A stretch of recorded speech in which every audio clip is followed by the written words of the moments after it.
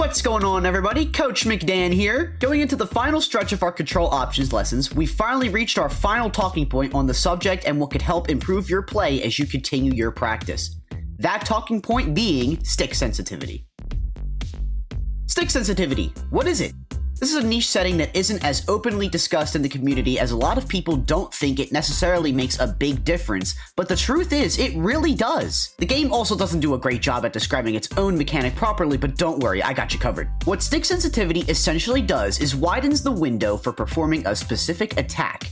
We're going to use smash attacks as an example here. The higher the sensitivity, the wider the window or amount of frames you're allowed before the game considers using a smash attack or a tilt attack. Setting this to high allows more frames to possibly deal a forward tilt with your control stick rather than an F smash, and for low sensitivity allows for smash attacks to be done easier. Now, put down your picket signs and pitchforks. I do understand how we just went over how having a tilt stick on our C stick is more beneficial, but allow me to explain why this option still matters. Having high stick sensitivity makes using those tilt attacks and even other options for some characters easier to input over doing them with low sensitivity, allowing for certain situations such as a dash forward tilt to be possible, an option that could be a great choice for some characters. Some results could include turnaround attacks, something we will also go over in a future guide, coming out the complete opposite direction of what you wanted originally due to the smaller window for you to output the move with low sensitivity. So it's important that you recognize why stick sensitivity matters in what situations.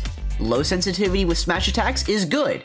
High sensitivity with tilt attacks, even better. So, you've learned how changing a few different settings in controls unlocks nothing but more potential for your character. But, now what?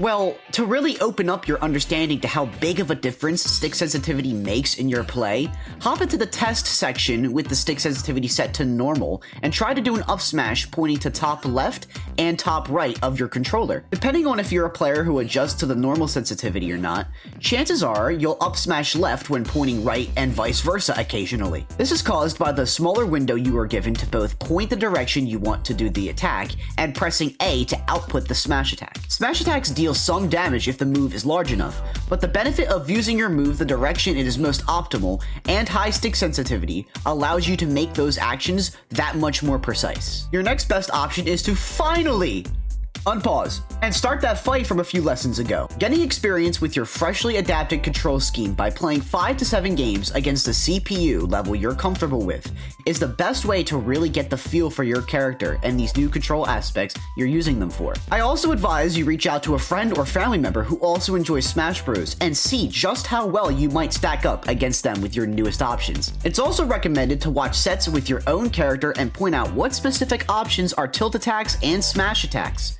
and really focus on what players do out of those attacks to increase their opponent's damage and ultimately take a stock. And with that, we've just about covered everything there is to know about exploring control options. Every other option is a matter of what preference you personally like best, so don't be afraid to explore your options. Get in there and earn that win.